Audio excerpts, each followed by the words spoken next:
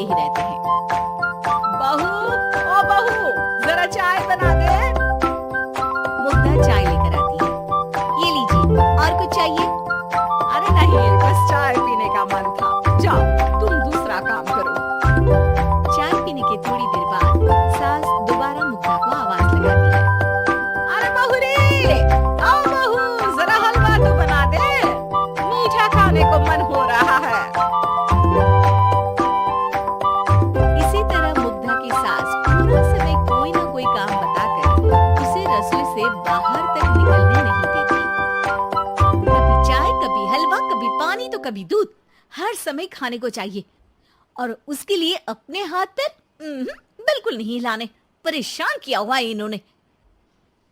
सास की जबरदस्ती परेशान करने की आदतों से दुखी मुग्धा एक शाम सचिन के साथ अपने कमरे में बैठी हुई बात कर रही होती है।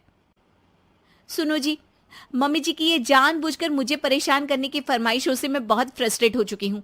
पूरे दिन में एक सेकंड का आराम नहीं मिलता। रसोई से बाहर कदम रखती नहीं कि बहू ये बना दे, बहुरी वो बना दे। अरे इनकी फरमाइशें चलती ही रहती है। अरे मुग्धा, माँ खाने की शौकीन है, पर उम्र हो चली है, खुद खाना नहीं बना सकती, इसलिए तुमसे बोलती है। अरे तो शौक भी उम्र देख कर रखने चाहिए ना। समझ में नहीं आता, हर समय फेविकॉल का जोड़ लगाए सोफे से चिपके बैठी रहती है।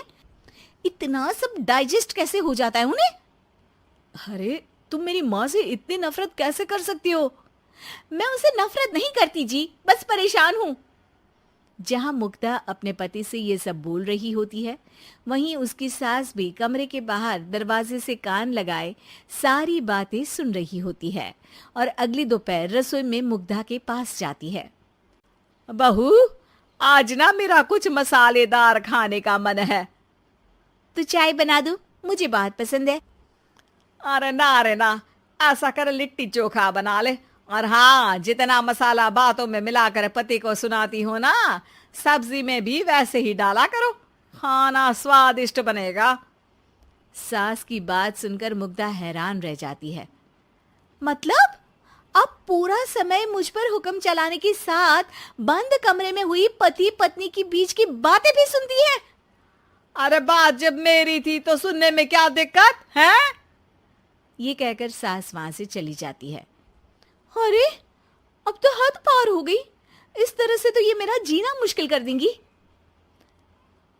मुग्धा सास की हरकतों से परेशान उसका हल सोचने लगती है और इसी तरह कुछ दिन बीत जाते हैं, जिसमें सास का जन्मदिन आता है।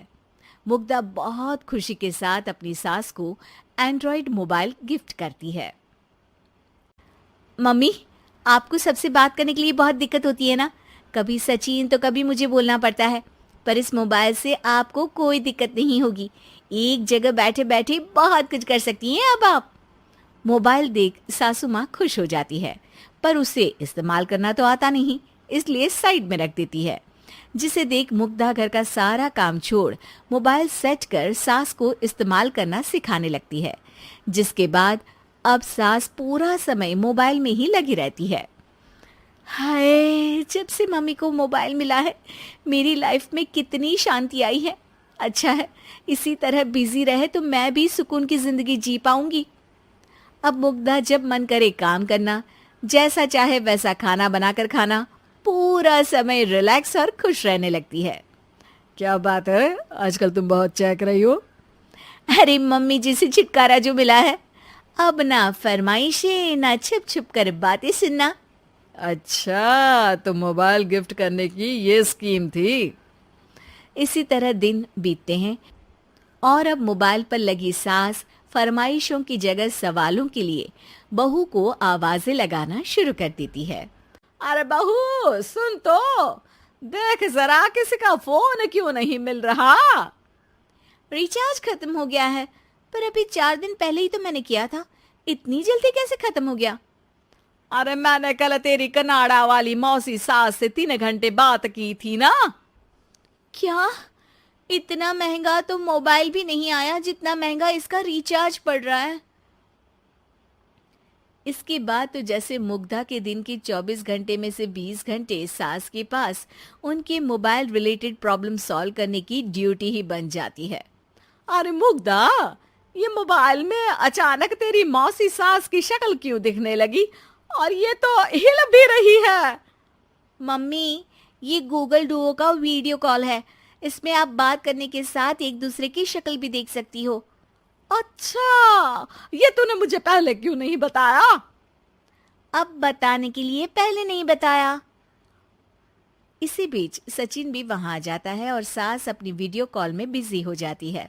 क्यों, सास बहू में क्या गपशप चल रही है? इसे गपशप नहीं, दिमाग का दही होना बोलते हैं।